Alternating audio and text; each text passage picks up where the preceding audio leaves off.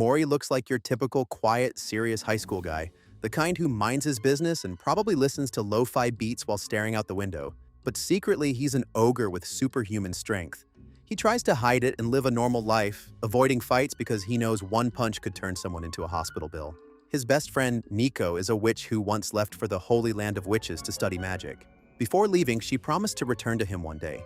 Years later, Mori's just chilling, being the calm aura farmer everyone ignores until his dad drops a bomb. Nico's coming back, and she wants him to become her familiar.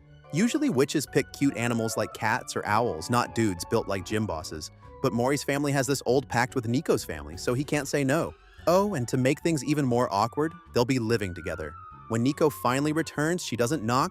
She crashes through Mori's window like an anime superhero, sending glass everywhere. While Mori's having a mini breakdown about the mess, Nico's just smiling like, "Hey, long time no see." She tries to fix the window with magic and asks for something precious as a medium. Mori gives her his favorite coffee mug. The window's good as new, but the mug shatters. Nico cheerfully explains that sacrifices have to break, while Mori internally cries like a man who just lost his emotional support mug. Then Nico accidentally turns herself into a paper-thin version of herself and drifts outside. Mori panics and chases after her like he's in a cartoon.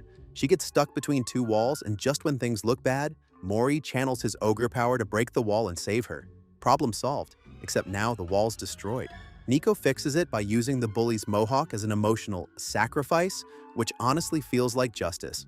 Later, they go shopping and Mori complains the bags are heavy. Nico casts a spell to make them super light, but when a nearby building catches fire, Nico wants to help the trapped woman. Mori warns her people might see her magic, but she's all main character energy and does it anyway. Things get chaotic. The broom can't handle all three of them, and they nearly crash until Nico makes everyone lightweight. It works, but Mori gets all goofy and blurts out their secrets midair. By night, after all the chaos, Nico thanks Mori for helping her. What she doesn't know is that Mori's dad told him about a prophecy. Something bad will happen to Nico within a year, and only her familiar can save her. So Mori decides to protect her no matter what, while Nico's just over there, daydreaming about dating her ogre best friend. The next day, Mori and Nico head to school together. Nico's super excited, not just about returning to her studies, but also because they're in the same class. Mori, on the other hand, knows that her excitement usually means chaos. Before class starts, he pulls her aside and tells her not to reveal that she's a witch. Nico immediately goes full anime girl mode, thinking he's about to confess his love, only to be hit with a "please don't expose your magic" talk instead. In class, their homeroom teacher Yuri greets everyone. She pretends to be all serious, but she's actually a huge closet weeb, the kind who would argue about power levels on Reddit. As everyone introduces themselves, Mori quietly takes notes, but when he makes a small mistake, his eraser breaks. Nico decides to help using a spell that enlarges things. Instead of fixing his eraser, she hits his hair spike, turning it into a full-on anime protagonist hairstyle. Yuri, being the weeb she is, instantly compares him to adult Gon from Hunter x Hunter. Trying to fix it, Nico fires the spell again but misses, turning Mori's face into a bobblehead. She tries once more and enlarges his arm instead. Right then, Yuri calls on him to introduce himself, so Mori pretends to be a middle schooler who thinks he has superpower. After class, he tells Nico to fix his arm, but before she can, Yuri calls on her. Nico accidentally casts the spell on herself and hulks out in front of everyone, officially revealing she's a witch. Turns out the school already knew thanks to her mom, but Nico still feels awkward. Surprisingly, two girls, Kurumi and Kara, invite her to lunch.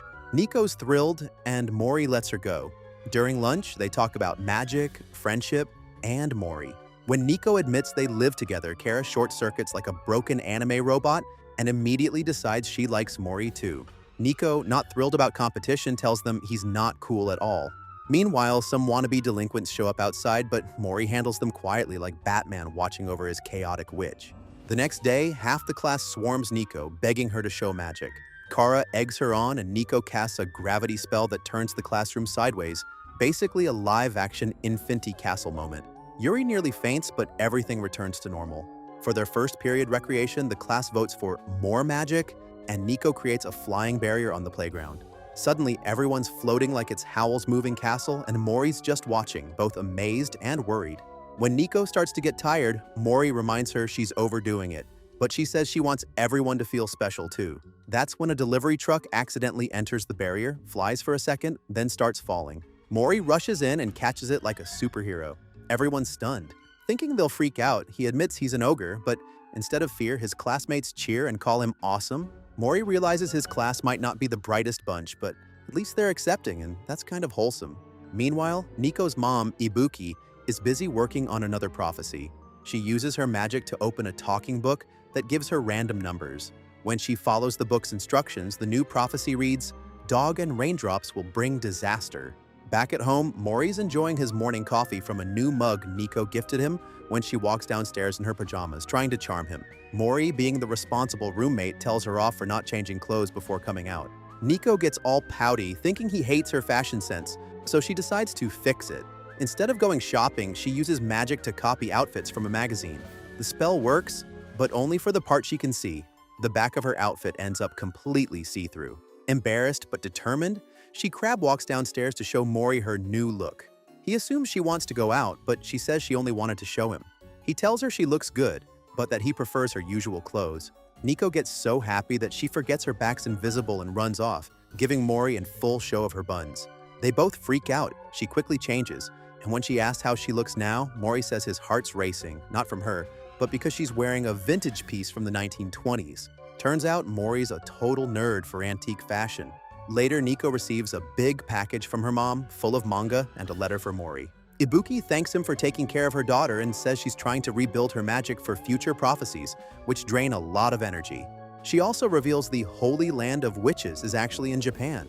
Mori feels weirdly like a dad reading it, and refuses to help Nico carry her boxes, telling her to use her spells responsibly. Of course, Nico finds a shortcut. She casts a cloning spell to help carry stuff, but ends up shrinking herself to half her size and splitting her brain cells in half too. The two mini Nikos then clone themselves again, creating 4 tiny airheads with the collective IQ of a potato. Mori finally gives up and carries everything inside himself while the mini Nikos cheer him on. While reading Ibuki's letter again, Mori learns about the dog and rain prophecy, right as a small Nico screams because a dog's chasing her. He saves her, gets bitten, and glares at the owner like a boss. The Nikos merge back into one, and the real Nico apologizes, making coffee to cheer him up. Soon it starts raining, and Nico insists on going out to buy red bean paste. Mori tags along, secretly cautious because of the prophecy. They stop in a quiet spot, and Nico assumes he's about to confess. But Mori tells the stalker hiding nearby to show himself. Out steps a person in a dog mask. Mori gets defensive, but Nico recognizes the mask from her favorite anime, Wonder Dog Hero. Turns out the stalker isn't random. It's Ken, a Tengu Nico trained with. He says he was just testing Mori's strength to make sure he's worthy of protecting her. Now, he's decided to stick around too, because one protector apparently isn't enough for Nico's daily chaos. After they reach Mori's house, Ken keeps chatting with Nico like Mori doesn't even exist, which makes him low-key jealous. To make things worse, Ken asks for another hamburger, so Mori just drops a still boiling patty right on his face. Ken snaps at him, but Mori couldn't care less. He just asks why Ken was hiding if he's supposed to protect Nico too. Ken refuses to answer, so Mori tells Nico to make him talk before he does. Already tired of their nonsense, Nico uses a spell to make Ken's umbrella talk for him. The umbrella spills that ogres and Tengu have a long history of rivalry, though things have cooled down lately. Mori doesn't care, which annoys Ken even more. He starts ranting that ogres and demons get all the fame in anime and games while Tengu are ignored. Mori tells him to stop monologuing and get to the point. Ken finally admits he wanted to protect Nico alone to gain some glory. Nico thanks him, but then the umbrella exposes him again. Turns out, Ken owes Nico's mom a huge debt. Nico goes to make tea while Ken hands Mori a new prophecy from Ibuki. It warns that the enemy is inside the school. Mori freaks out, but Ken tells him not to tell Nico or her fear might attract dark magic. Of course, the moment Nico returns, Ken starts acting like Mori's rival again. Mori tells him to get lost. Ken calls him racist, and Mori replies he doesn't even care about Tengu enough to hate them. Nico's not happy, so she casts a friendship spell on some snacks. If 2 people eat them, they'll become best buddies. She plans to make Mori eat them first, but instead of friendship, it triggers something else in his heart. The vibe shifts from slice of life to boys love real quick. Mori suddenly feels like hugging Ken, who freaks out and runs away. Outside, Ken helps a kid get his balloon down but accidentally drops the enchanted snacks. One kid eats them, and suddenly Ken feels like hugging him. Then another kid eats one, and it becomes a whole friendship chain. The spell finally wears off, and both Mori and Ken scold Nico for it. Just then, Nico screams. A magical outfit from her mom's parcel has trapped her. The clothes tighten around her, grow eyes, right where you don't want them, and fly off with her. Mori tries to chase, but Ken stops him, summoning a whole murder of crows like Itachi Uchiha to track her down. They find her in the sky, and Mori launches himself using Ken's wind powers and a flying umbrella. The dress hardens, but Mori punches through it, freeing Nico, though her clothes get shredded in the process. Ken softens their landing with wind, while Mori crashes. They realize the attack wasn't the real tragedy mentioned in the prophecy, meaning something worse might still be coming. Ken then decides he'll move in with them for security reasons, but really because he's broke. Despite Mori's complaints, Nico convinces them to be friends, saying they both need one. Within days, Ken becomes everyone's favorite neighbor, basically the social butterfly to Mori's grumpy, introvert main character energy. A few days later, a shy boy named Hara asks Nico for a strange favor. He wants a spell that makes him invisible. Mori and Ken immediately tell him not to run away from his problems. But Nico calls them idiots because they don't know the full story. Turns out, Hara has chronic stomach issues and just wants to go to the toilet during class without being noticed. Mori tells him to just explain it to the teacher, but Hara says he's been bullied before because of it. While they're talking, Nico suddenly disappears mid-sentence. Everyone panics until she waves her hands and reappears like a glitching NPC. She explains that it's a new spell that hides a person's presence, instead of turning them fully invisible. Perfect for Hara since he can toggle it with hand gestures. Later, Hera's stomach starts acting up, so he activates the spell. He bumps into desks and nobody notices him, which is both amazing and kinda sad. He runs toward the bathroom but gets sensed by the super jacked PE teacher. The guy's basically a real-life Gorilla Grodd. Mori jumps in to distract him, pretending to be the troublemaker while Hara escapes to do his business. When Hara's done, a few classmates catch him leaving the bathroom. Instead of teasing him, they tell him to take care, and he realizes maybe he's been overthinking things. Later, he thanks Nico and decides to be more confident. As he does, the blue gem on Nico's staff starts glowing white. She explains that beginner witches get a blue stone that turns white as they gain people's trust. Basically a social XP bar. Hera's gratitude helped her level up a little. But as they're talking, a mysterious girl watches them from a nearby tree. Later, while Mori and the others are heading home, an old man asks for help because a cat is stuck under his car. Mori casually lifts the car with one hand and everyone stares in awe. Some girls even ask him to visit their gardens, though Mori says he's not a gardener, missing the hint entirely. He is definitely gonna think back to this 5 years later on a random night. Once they leave, the cat transforms into the mysterious girl from before, a witch named Nimu Meow. She's secretly obsessed with Mori and wants him to be her familiar, but she's way too shy to talk to him. Nico and Ken notice her following them in cat form and try to play with her, but Nimu hisses and runs off. She accidentally follows Mori all the way home and sneaks inside. While panicking about what to do, she ends up right in Mori's lap. When he starts petting her gently, she completely melts. Imagine a cat experiencing its first ASMR session. She feels so calm that she starts to fall asleep, but realizes that if she sleeps as a cat, she'll turn human when she wakes up. Total nightmare fuel for a secret stalker. Unfortunately, Mori's pats are too soothing, and she dozes off anyway. When she wakes up, she hears Ken yelling, "It's a human!" and freaks out, thinking she's been exposed. But it turns out he's just talking about a collectible action figure. Relieved, Nimu quietly sneaks out before anyone realizes she's not actually a cat. A few days later, Nico casts a good luck spell on a girl's bracelet so she can have confidence when confessing to her crush. Watching that whole romantic setup makes Nico start wishing for a boyfriend too. The next day, when she's hanging out with Mori, she hopes he'll suddenly confess his feelings. Instead, he just asks her how much she weighs to check her health. Nico's face says it all. Before she can even yell at him, she notices a bunch of girls giggling around him, and her anger instantly turns into jealousy. Ken, of course, catches on right away and confronts her at home. Nico denies everything and calls Mori boring and dense, but Ken tells her she's just not marketing herself properly. While they argue, a shampoo commercial plays on TV, and Ken gets an idea. Her hair could totally be her secret weapon. So the next day at school, they set up their romantic hair flip plan. Ken uses his wind staff to make Nico's hair sway gracefully as Mori walks by. But Mori just stares, confused because he can't feel any wind. Nico gets frustrated and tells Ken to crank it up, which ends with her hair flying everywhere like she's going Super Saiyan. The chaos draws in a teacher, but a strong gust blows all the papers out of her hands, and those papers turn out to have the girl's body measurements. Suddenly, the whole school's in panic mode. Mori, being the hero, climbs the walls parkour style and catches every page mid-air like Spider-Man. The girls cheer for him, and Nico realizes her crush just got even more popular. The next day, a guy named Ishii asks Nico to meet him during the school trip, and her friends tease her, saying, It's definitely a confession. They also tell her about a lover's tree, where eating lunch with someone means you'll start dating.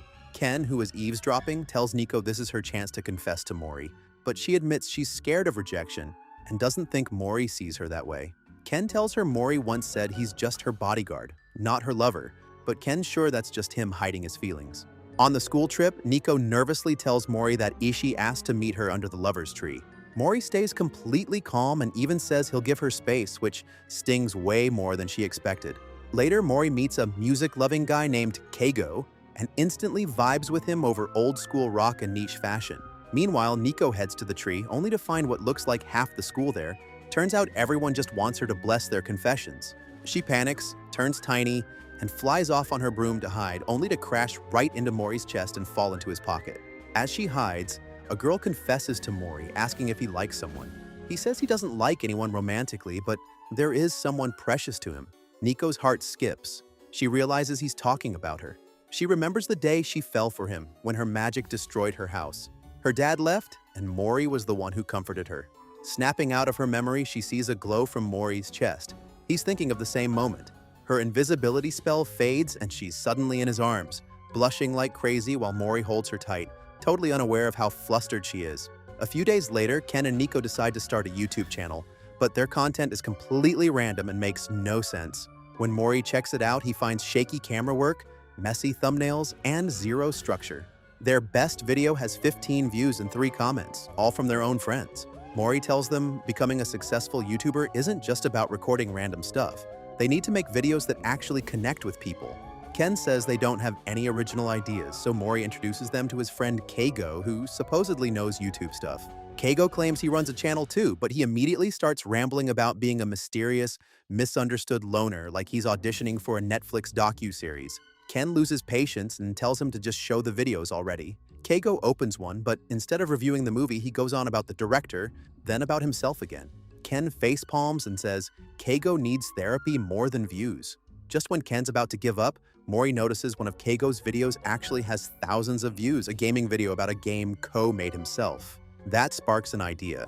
Mori decides they'll play Keigo's game for their next video. Keigo teaches them editing, thumbnails, and basic YouTube tricks, while Mori sets up a green screen for extra style points. Nico becomes the face of the channel since cute girls get clicks, and Ken stays off camera doing commentary. After some solid editing and caffeine-fueled all-nighters, the video actually goes viral. Ken and Nico are over the moon, while Mori and Keigo look like they just survived a group project. Mori tells them that with creative ideas and consistency, they can really make it.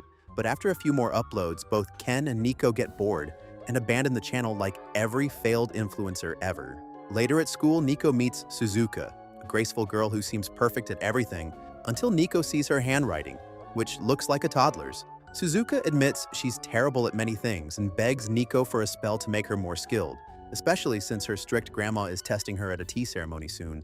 Nico doesn't have a get-good spell, but she comes up with a fix. She links Suzuka's movements to Mori's, meaning Suzuka will mimic everything he does. Now, Mori has 1 week to master tea ceremony skills. After a lot of trial and error, he finally gets decent.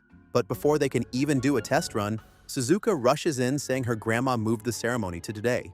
They panic, but go with the plan anyway. Since Suzuka's mouth is synced too, Mori has to say everything she does, including repeating, "Yes, Grandma," like a broken Alexa. Things go downhill fast. Mori pulls the door too hard, Suzuka jumps like a frog, and she accidentally spits out candy mid-ceremony. Just when they think it's over, a hornet flies into the room. Mori, trying to save the day, makes Suzuka swat it with a serving spoon like she's in a kung fu movie. The grandma is so impressed by the graceful martial arts technique that she declares Suzuka passed. The next month, Ken runs out of money after blowing all his allowance on useless stuff, probably snacks, gacha games, and random collectibles. Desperate, he begs Mori to let him stay rent-free. Mori refuses but says he can pay with his body. Ken panics for a second, thinking Mori means something naughty, but then Mori just hands him a flyer for a part-time job that needs an athletic teen to cosplay as a superhero. Ken throws a fit, saying getting a job would make him an adult, and adults are boring. Still, he goes to the audition, and to everyone's surprise, he actually nails it.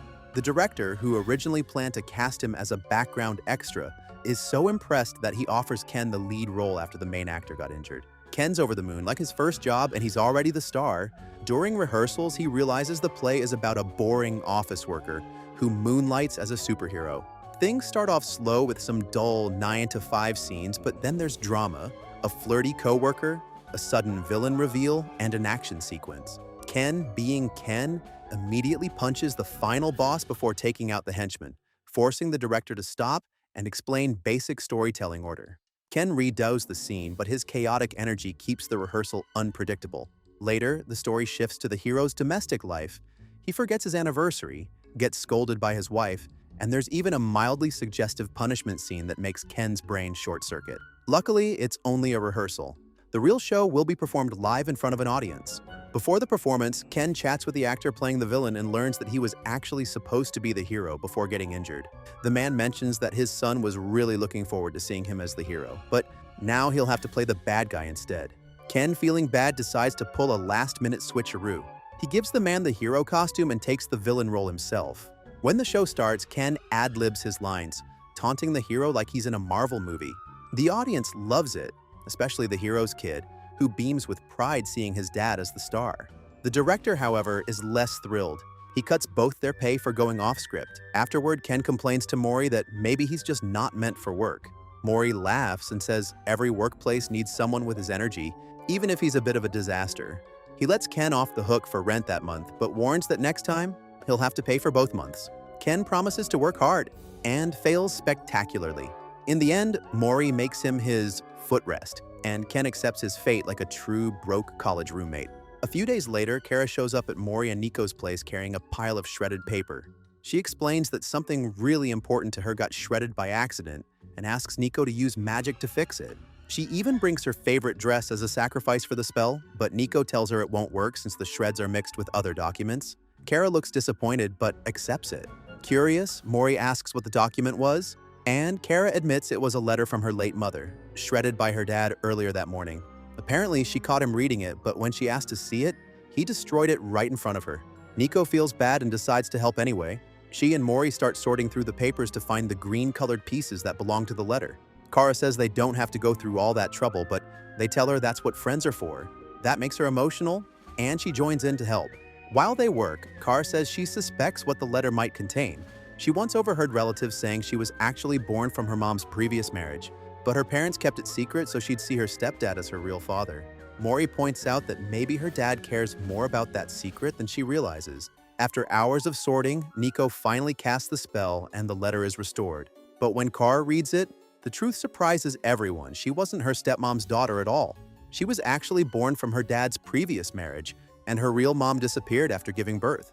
Her dad raised her alone until he met the woman who became her mom. Just then, her dad shows up, shocked to see the letter restored. Mori confronts him, saying it was unfair to destroy it. The father explains he was afraid Kara would stop loving her mom if she knew the truth. Kara assures him that would never happen and hugs him. When she finishes reading, she finds her mom had written about how happy she was to have such a cute daughter and a loving husband. Kara cries and hugs her dad again, finally at peace. Later, Nico and Mori take a quiet walk by the river. Nico's magic staff glows faintly and she realizes her magic grows stronger whenever she helps others. So, the next day, she posts an online ad offering magical help. Her first client is Jun, a painfully awkward guy who talks like a grammar textbook because his dad's an English teacher. He wants to be better at talking so he can confess to his crush. Nico tells him to just be himself. When he finally confesses, they find out the girl has the same awkward speech pattern and they hit it off instantly. To thank them, Jun gives them movie tickets he was going to use for his first date. Ken and Ko make excuses to skip, so Mori invites Nico instead, which she totally sees as a date. She even wears a yukata for the summer festival. After watching the movie, they wander around, enjoying fireworks. Mori apologizes for not showing emotions easily, explaining that keeping a straight face helps in his training. Nico cancels the spell she used earlier and tells him it's okay. He expresses himself through his actions, not his face. Mori smiles and says, "Life's been much better since she came back." A few days later, Nico helps a classmate take some aerial photos of the school using magic. The girl thanks her and leaves, but before Nico can even chill, Mori suddenly senses danger and shields her just as a rose stabs into a nearby wall, like something straight out of a telenovela. Turns out it's not an assassin. It's Ibarra, a member of the student council and a walking TikTok thirst trap. She starts flirting with Mori immediately before announcing that Nico is now banned from using magic on campus because the council says so. Mori and Nico protest, but Ibarra flexes her "we run this school" energy like she's a mini-boss in a Persona game. Mori, being Mori, calls her out for being a cliched dominatrix-type anime character. She throws another rose at him, proving his point. He then points out that the whole student council is probably full of walking anime tropes. And right on cue, the rest of them show up. There's the smug betrayer guy with his eyes always closed, twin secretaries straight out of an anime, one a cute European tsundere, the other a moody Japanese goth, and even a child hacker genius who looks like she escaped from Spy X family. There's also a buff guy with zero emotional intelligence, a knife-licking psycho, and a wannabe robot dude. Mori looks around and concludes they're not a student council, they're a full-blown circus troupe. He mocks them, grabs Nico, and tries to walk away, but the weirdos attack him. One kick later, they're all down. That's when their president, Tenryu, shows up looking like he just walked out of a military anime. He's actually Suzuka's older brother, and he explains that the council only wants to ban Nico because they're jealous. She's been helping students more than them, making her the real MVP. Tenryu challenges Mori to join the student council to restore balance. Mori's not having it, and literally flies off with Nico like Batman leaving a bad party. Later, on the rooftop, they meet Ken and Keigo. They play a student council intro video from the school's YouTube channel, which starts off like a Star Wars crawl but quickly turns into pure cringe. Everyone looks like they're trying too hard, and Tenryu ends up doing all the actual work.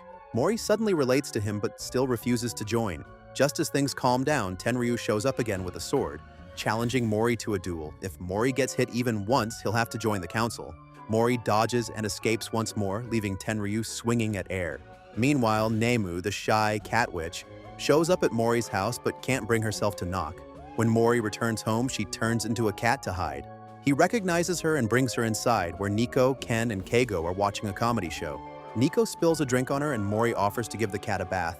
Nemu nearly short-circuits with awkwardness. Afterward, she dozes off in his lap, wakes up panicked, and flees, only to stumble upon a warlock plotting to kidnap Nico. Terrified but determined, she runs back to warn them, though her nerves make even that a challenge. The next day, it starts raining as Mori, Nico, and Ken walk home from school. Ken decides to scout around the school for danger, because rainy days and prophecies never mix well. Meanwhile, Nemu finally gathers the courage to show up. She introduces herself as a witch, which instantly makes Mori suspicious. He's convinced she's the enemy, though she's clearly too nervous to be a villain. Across town, Keigo gets cornered by a bully from middle school who's demanding his limited edition sneakers. The bully pulls out a weird magic candy called drops that supposedly makes people stronger and uninhibited, basically magical steroids. Keigo refuses, so the bully attacks him again. Luckily, Ken shows up like Batman in gym shorts and hangs the guy off the roof until he spills the truth. The candies come from a mysterious dealer named Wolf, who runs everything through a website. You type your address and the drops arrive, free of charge and invisible to cops.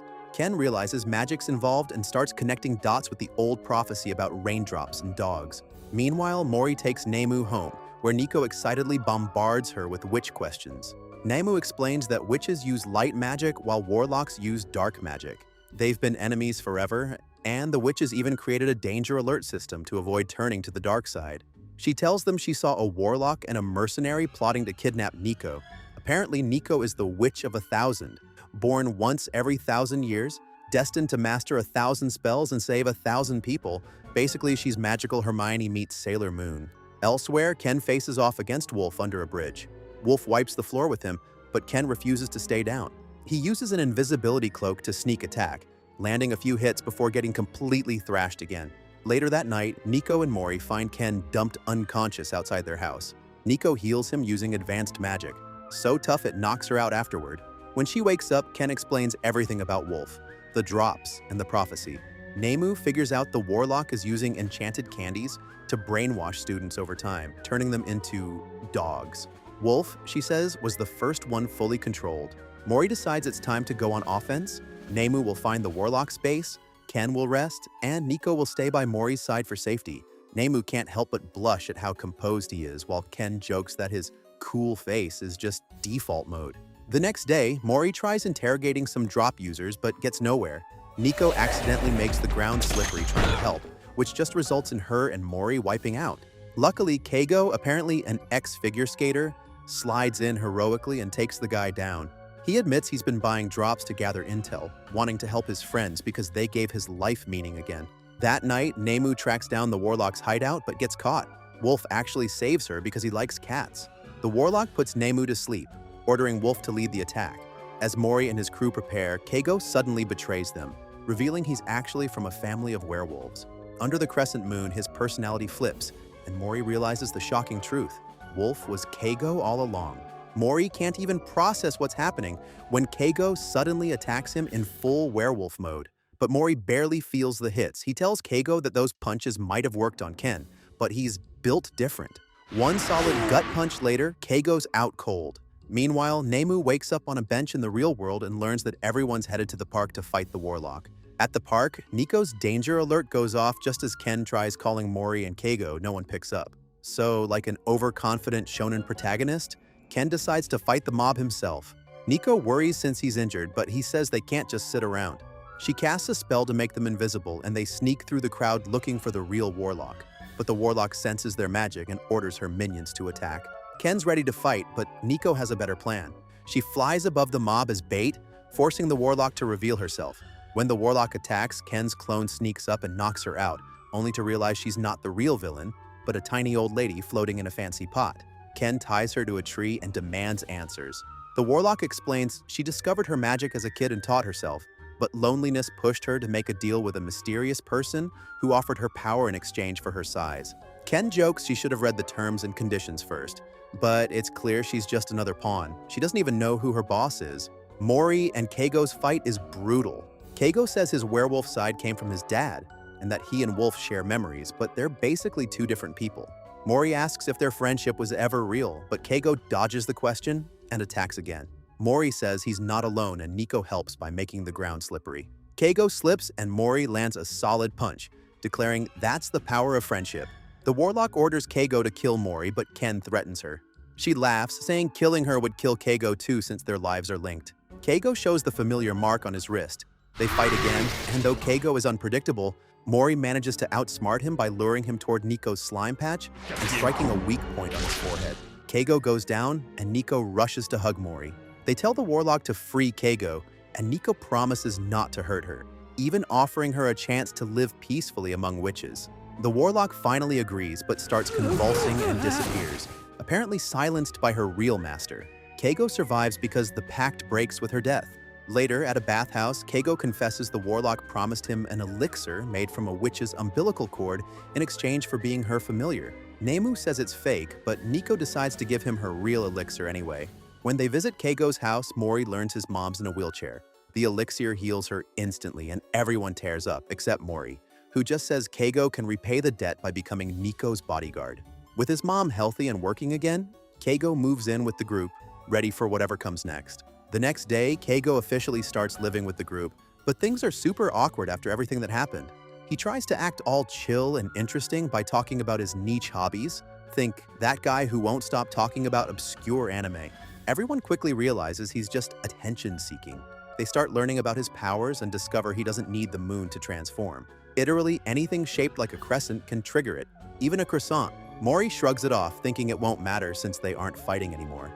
But Keigo warns that his werewolf side, Wolf, is greedy, lazy, and has a massive appetite. Oh, and apparently a high libido, which earns him some serious side-eye from everyone. Mori decides they should remove anything crescent-shaped from the house. But of course, they forget one croissant, and boom! Keigo turns into Wolf and heads out to flirt on the streets like a discount anime playboy. Ken finds him and tells the girls to stay away, then challenges Wolf to come home. Wolf says he'll only listen if Ken beats him, but before things escalate, Nico steps in, reminding Wolf he's her familiar now.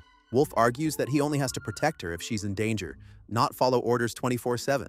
Then Mori shows up and tells him to turn back into Keigo, and surprisingly he listens, calling Mori his alpha. Keigo's embarrassed, but admits he doesn't really hate Wolf. When he first got his powers, bullies who tormented him and his mom mysteriously started getting beaten up. Turns out Wolf was doing vigilante work, and Keigo's kind of thankful for it. Meanwhile, Nemu's outside Mori's house, wanting to be his familiar and secretly wishing he'd pet her again. She turns into a cat and sneaks in, but panics when she sees Keigo, fearing he might have told everyone her secret. Luckily, only Wolf knows. She sits on Mori's lap trying to stay calm until a crescent-shaped medicine ad on TV transforms Keigo again. Wolf goes wild, eating everything, but calms down when Mori tells him to. He spots Cat Nemu and teases her, figuring out who she really is. When they're alone, she turns human, and Wolf corners her, saying he knows her secret. But instead of blackmailing her, he just asks her to make sure he transforms regularly so he doesn't go feral. She's relieved until everyone returns and she has to panic transform back into a cat. The next day, Nico announces she wants to cook for everyone. Cue instant panic, because the last 2 times she tried, the kitchen nearly became a crime scene. She insists it's to help Mori, but really, she wants him to see her as wife material. She uses a spell book and some magic white powder to make her food taste better. Mori switches her plate to test her real cooking. It's awful, but he eats it anyway.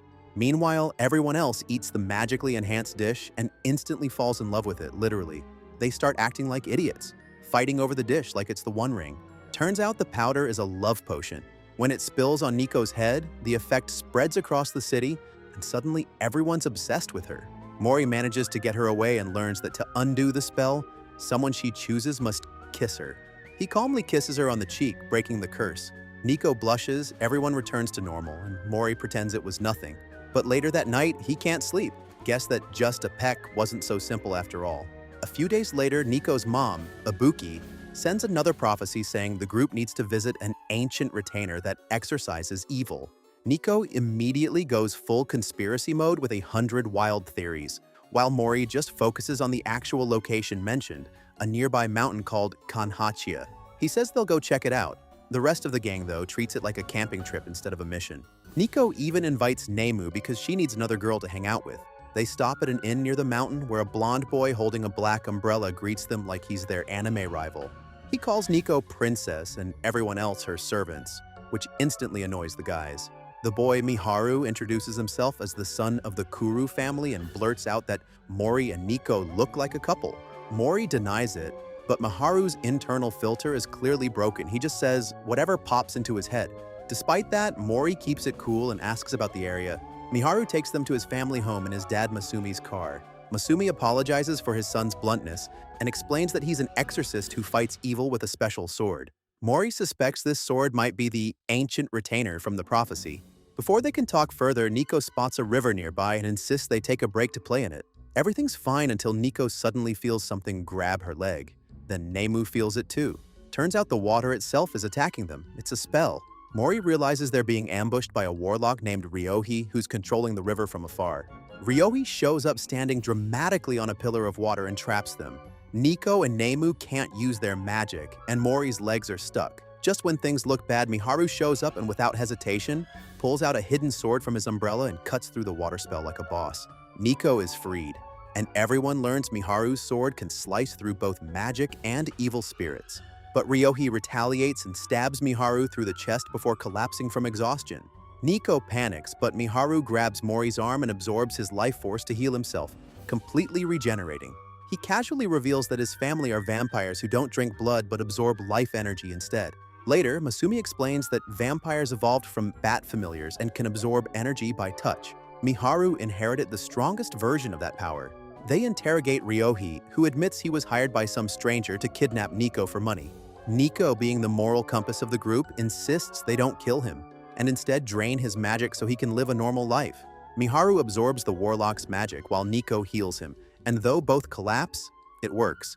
Ryohi becomes human again. Masumi offers Ryohi a fresh start helping at the church.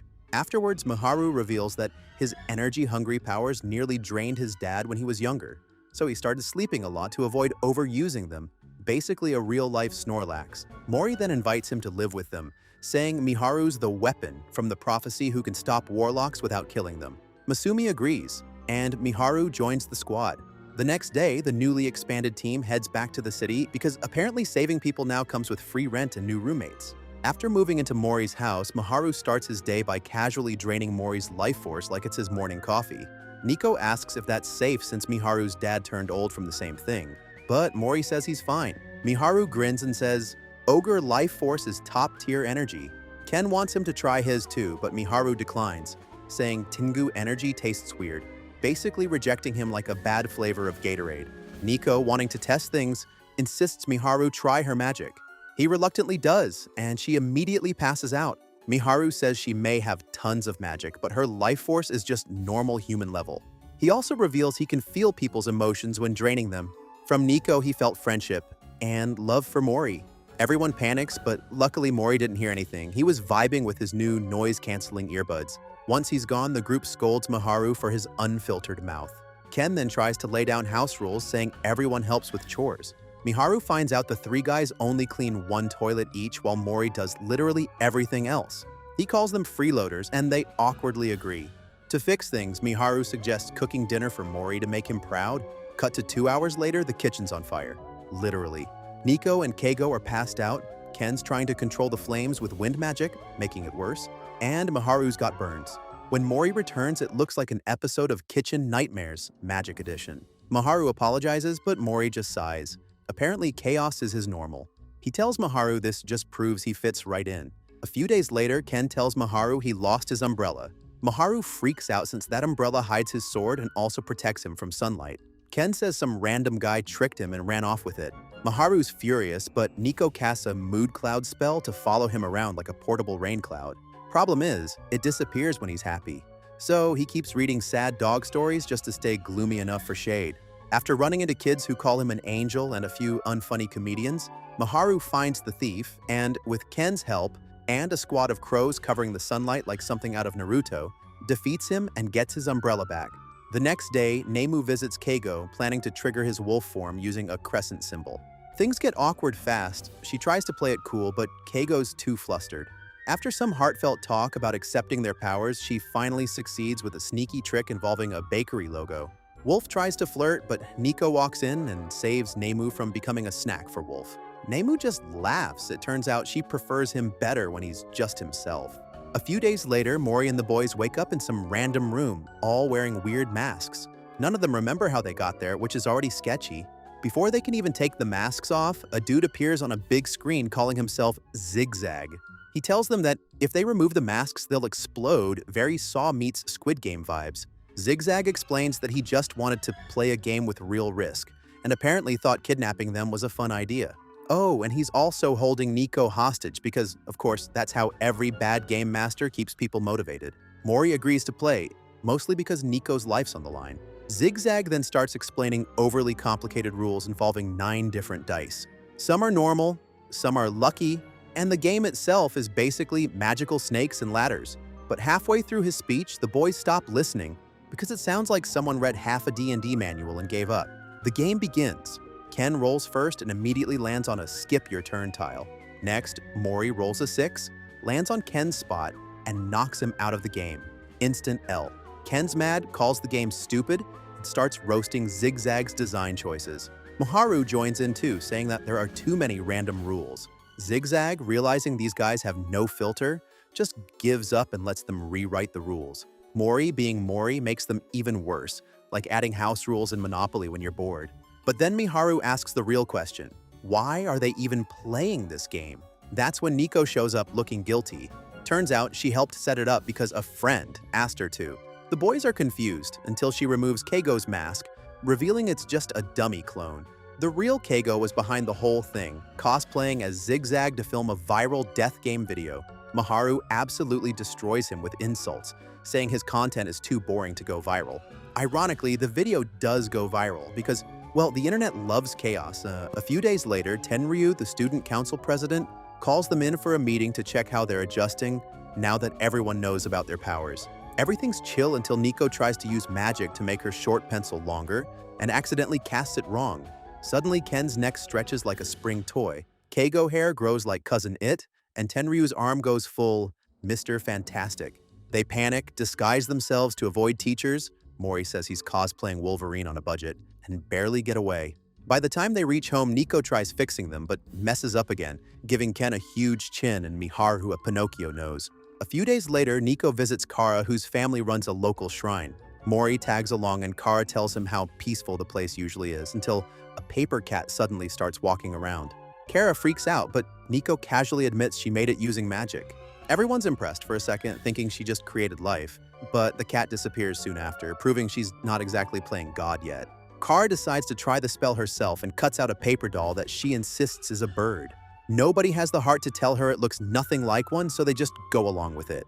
But when she throws it in the air, the thing actually starts flying and doesn't vanish. Turns out Kara somehow made real magical life. Mori figures it's a mix of Nico's magic, the shrine's energy, and Kara's priestly bloodline that gave the paper life. They named the little paper creature Shiki. Kara's apartment doesn't allow pets, so she tries to make Nico take Shiki home. Nico dips, leaving Kara alone with it. Soon she realizes she can actually understand Shiki's gestures. When two random creeps start taking her pictures, Shiki steps in and beats them up, like a paper-thin Batman. From that point on, Kara and Shiki are inseparable. One day, some girls spot her walking with the floating paper doll and get freaked out. Shiki suggests disguising himself as a hair clip. Kara says no because her current clip is special, it was from her mom. Shiki, being stubborn, yanks it off anyway, and it flies into the river. Kara's devastated, but Shiki dives in to get it back.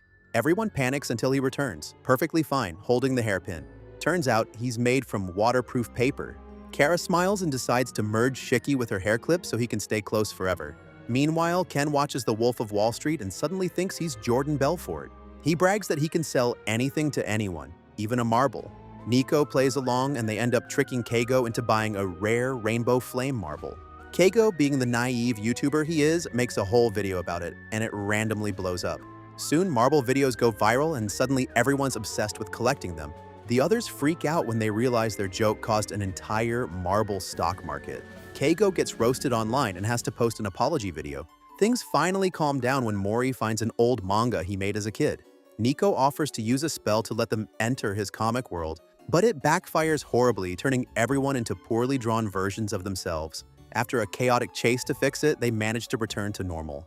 Mori laughs, realizing his childhood dream of having real friends to fight alongside has finally come true, just not how he imagined it. A few days later, Mori is sorting through old stuff when Nemu drops by to help. As they dig through the boxes, a letter falls out. It's from Nico. Mori explains that it's super important to him because she wrote it back when he had no friends, and her words gave him hope. He even kept it pinned on his wall for 5 years like a mini emotional support artifact. Later, Nemu shows the letter to Nico, who instantly remembers the day it was written, and torn to pieces by bullies. She can finally laugh about it now, but back then, it was a big deal. Just as Nico starts retelling the story, everyone asks where Mori is. She explains that it's the anniversary of his mom's death, and he's gone to visit her grave. At the cemetery, Mori talks to his mom about how she used to worry that he didn't have friends. He used to lie about it just so she wouldn't stress out. He remembers Nico, the only one who stuck by him even when others picked on him. She'd even fight back for him, which only made people tease her too. Feeling guilty, he once told her to stop being his friend, but she warned him that words have power, especially for witches. That gave her an idea. After sending him home, she wrote a magic-charged letter wishing him happiness. The bullies tore it up though, and Nico lost her temper, almost zapping them before Mori stopped her. He pieced the letter back together, and that's the one he still keeps. When Nico finishes telling this story to everyone, the mood gets soft. Miharu even gets teary-eyed, realizing how much Mori's been through. Nico admits that Mori still struggles to open up but is improving thanks to everyone. Then, in true Nico fashion, she immediately complains that Mori still only sees her as a friend. Ken jokes that she's stuck in the friend zone DLC. Nemu suddenly realizes something. The letter itself might be the reason. If a witch puts her feelings into words, it can accidentally turn into a charm or even a curse. Nico's wish to always be friends might literally be blocking romance. The group debates whether to tell her or Mori, but decides it might backfire. Later, Nico, frustrated about love, uses a spell to test feelings. Flowers mean romance, bugs mean friendship. When she tries it on Mori, he gets 2 caterpillars. Ouch. But when he thanks her for the letter, the caterpillars turn into a butterfly, then bloom into a red flower. Everyone smiles, realizing maybe, just maybe, Mori's heart is finally catching up. A few days later, some random gang hears rumors about a witch in town and decides it's a good idea to kidnap Nico. Bad move. Her squad, Ken and Nemu, immediately go full anime mode, jumping high and knocking out 2 thugs before they can even react. Their leader panics and charges at Mori, thinking he's the weak link. But Mori casually rearranges his face with 1 punch. The gang flees like cartoon villains after that. Once things calm down, Mori reminds everyone to stay alert. Apparently, warlocks aren't their only problem now. Ken and Nemu promise to protect Nico, while Keigo just stands there feeling useless because his enchanted wristband broke. Mori tries to cheer him up, saying they'll protect him too, but that only makes Keigo feel more left out. A few days later, Nemu visits again. She wants to show up in her human form but gets too nervous and turns into a cat instead. While she's sulking about her cowardice, Mori walks in and starts brushing her like usual. But now that Nemu knows about Nico's crush on him, she suddenly feels awkward and hisses at him.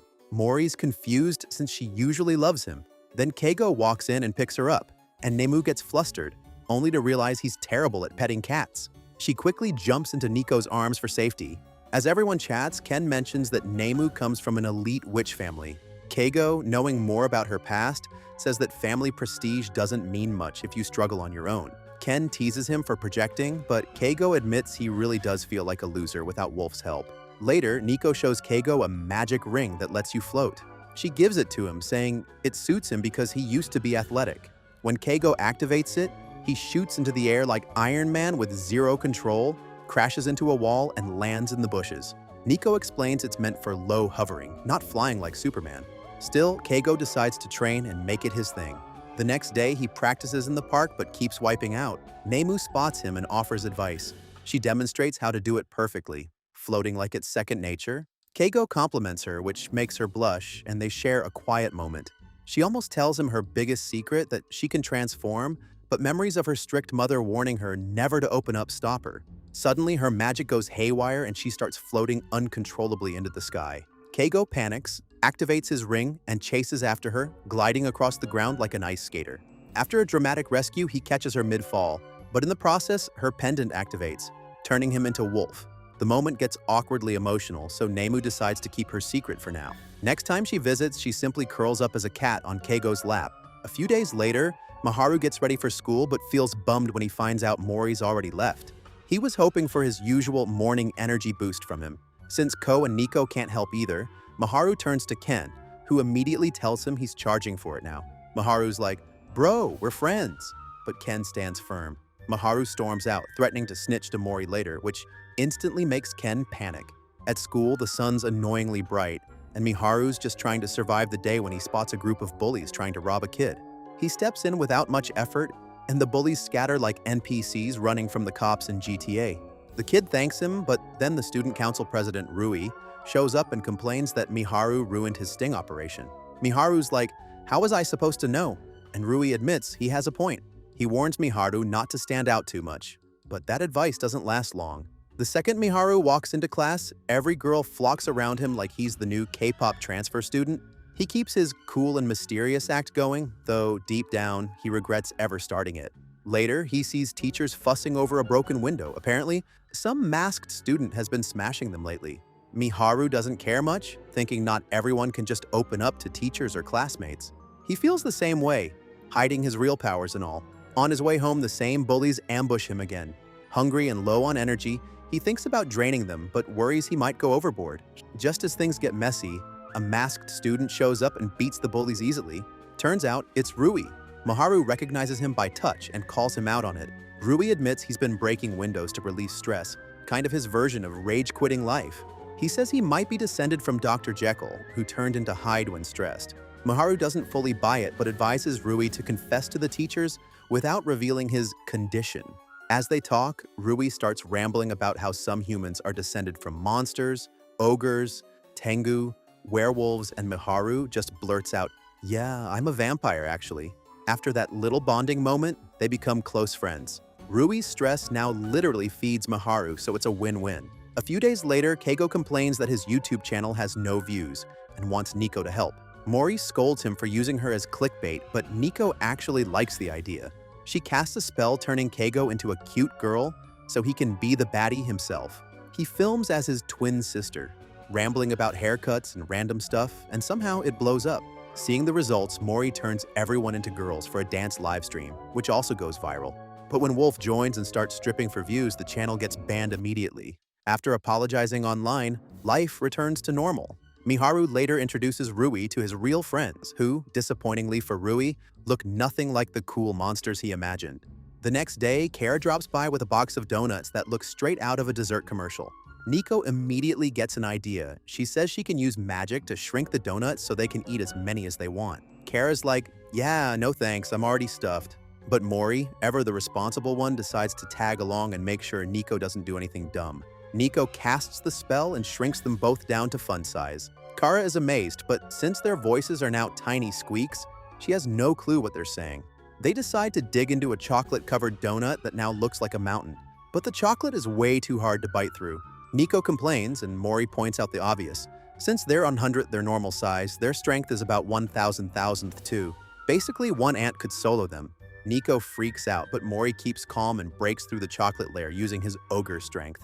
They finally taste victory, or at least crunchy chocolate. But the dough part is too dry and Nico's like, "Yeah, dream's over."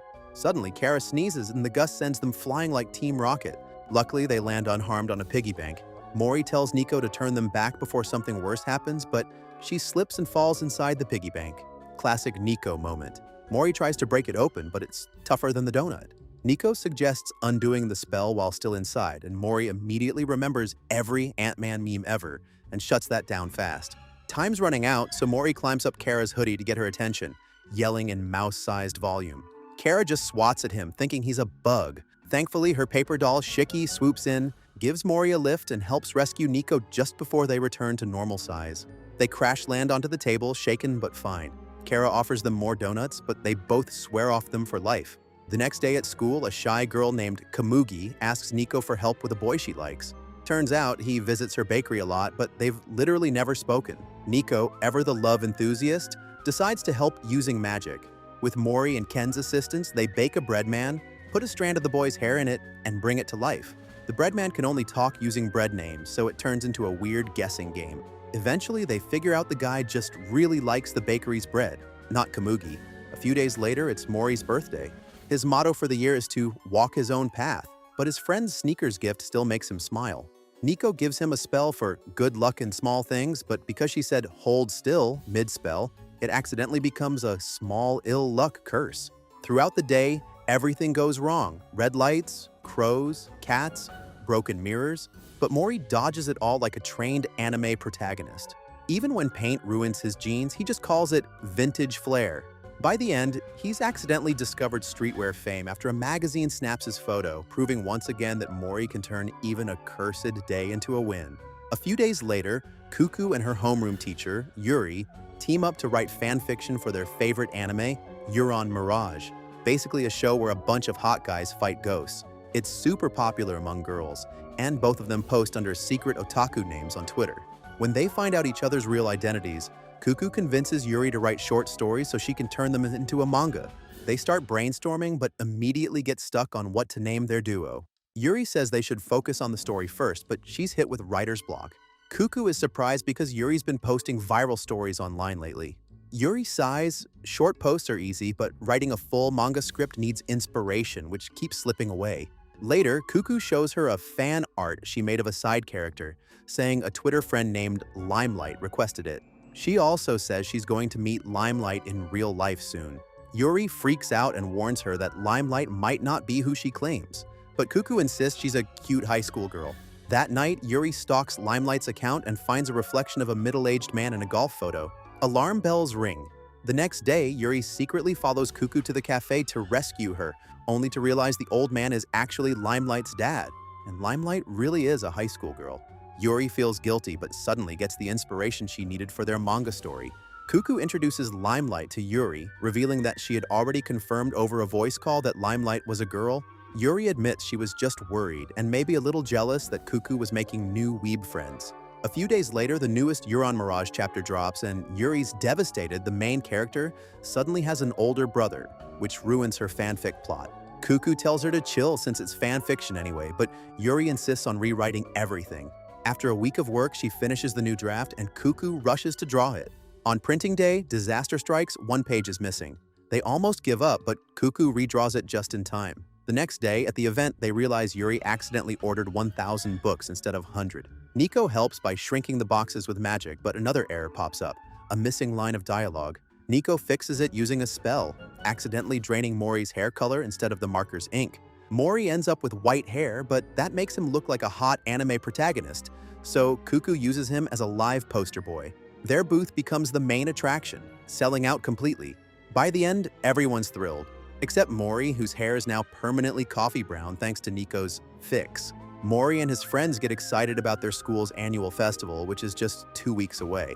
Nico talks about her class's presentation plans, while Mori randomly licks his finger to check the weather and proudly announces that he's finally going to wash them tomorrow. Everyone's confused. He does laundry every day. Turns out he's talking about his vintage 1947 jeans that he's worn for a whole year without washing. The group is horrified, but Mori explains that these are raw denim jeans, unwashed when sold. You're supposed to wear them as long as possible before washing so they fade uniquely to your body. Normies wash after 3 months, he says smugly, but pros can go years.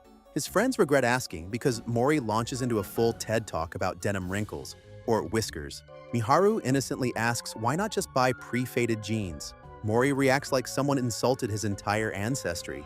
Fake fades? That's like buying a pre-leveled RPG account. Ken jokes about buying secondhand jeans, and Mori replies, "Then you're wearing someone else's life." He even points to a tear he got fighting Wolf, saying every rip tells a story, like battle scars in a shonen anime. The next day, he finally washes them and says the whiskers are said. Nico, trying to help, casts a doppelganger spell so a clone can wear and squat in the jeans to fade them faster. The clone, having Mori's stamina, keeps squatting all night until the jeans rip. Mori is crushed. Nico apologizes, but he's visibly sad. Miharu then offers an old pair of his dad's jeans, and Nico uses a dress as payment to repair them with magic. When Mori inspects them, he gets a nosebleed out of excitement. They're a rare 1947 pair worth around $1,000,000 yen. Everyone wants to sell them, but he refuses, saying he'll never get another pair like this. Later, while the group watches a dating reality show, Nico asks if anyone's ever been on a date. The room goes silent. The boys start bragging about who could plan the best one, so Mori just declares he'll prove it by taking Nico on a date. The next day, Nico's thrilled, until Mori hands her a strict schedule like it's a military operation. Lunch, movie, coffee, museum, dinner, no surprises allowed. Lunch is rushed, and the movie turns out to be a 1925 Russian propaganda film. The coffee shop is super serious, not cute at all, but Nico forgives him since he's clearly enjoying himself. Eventually, they both fall asleep on the train, missing half the plan. Mori feels bad, thinking he ruined it, but Nico says she actually had fun and that sharing what he loves was enough. They ditch the fancy dinner and grab convenient store food instead, ending the night stargazing, simple but perfect. A few days later, Mori's class decides to open a cafe for the festival. He insists it needs a theme, while others handle music and costumes. Some introverts say they don't want to join, so Kara suggests Nico use her magic to include them somehow. Before they can plan, Nico gets recruited by the festival committee to help with the grand finale, completely unaware that, as usual, something chaotic is probably coming her way. Kara announces that their class will run a haunted cafe for the school festival, complete with ghost waiters floating around and waitresses phasing through walls. Everyone loves the idea, and Nico proudly claims she inspired it after telling Kara screamed during a horror movie. Kara admits she hasn't planned the details yet, so Nico jumps in and uses her magic to make everyone float and walk through walls. She warns them to hold their breath while passing through walls, but forgets to mention not to overdo it, so one guy nearly sinks through the floor like he's glitching in a video game. Despite the chaos, Mori stays confident. He plans to keep Nico behind a curtain to keep the magic mysterious. Even the uninterested students get hyped once they start flying around. But Kujo, the class buzzkill, complains that Nico's just making losers feel special and warns she'll attract hate. Mori simply says that if anyone messes with her, he'll crush them. Then the festival committee shows up, impressed by the floating students, and asks Nico to help with the closing ceremony too. Later that night, while eating dinner, Ken learns about the haunted cafe and remembers that his class has to do a comedy skit. He asks Mori for help since he's a comedy nerd, but Mori suddenly goes all whiplash instructor mode, yelling that Ken doesn't understand comedy. Ken's ready to quit until Keigo volunteers to help. The two team up, rehearse, and actually make everyone laugh. Even Mori gives them props, which is basically a 5-star rating. He helps refine their act and takes them to perform in the park for practice. But when two cute girls compliment them, Ken and Keigo get overconfident and claim they wrote everything themselves, leaving Mori out. They decide to ditch the script and go natural like edgy underground comedians. Mori warns them not to ad-lib, but of course they ignore him. On the festival day, Nico's haunted cafe is a hit, while Ken and Keigo's comedy act bombs spectacularly. Their jokes don't land, the audience gets awkward, and even Mori loses interest halfway through. Afterward, Mori helps the festival committee prepare for the closing show when President Tenryu gives him a note saying someone plans to use magic for a crime during the ceremony. Mori suspects it's not an open attack, but maybe an attempt to frame Nico. He wants to stop her from using magic, but Keigo and Ken insist she's worked too hard to pull out now. Mori reluctantly agrees to trust them. During the ceremony, a masked guy sneaks around with a bat. Wolf, Maharu, and Ken chase him through classrooms like it's Scooby-Doo meets Mission Impossible. Mori finally corners him, only to discover it's not Kujo but Hajime from the committee. Turns out Hajime was jealous that everyone praised Nico's magic over his own ideas. After saving him from drowning in the pool, Mori realizes the lesson. They're not just Nico's protectors, they're her friends. The festival ends peacefully with Mori telling Nico she did great. And this is for today's anime recap. Like and subscribe for more. Peace.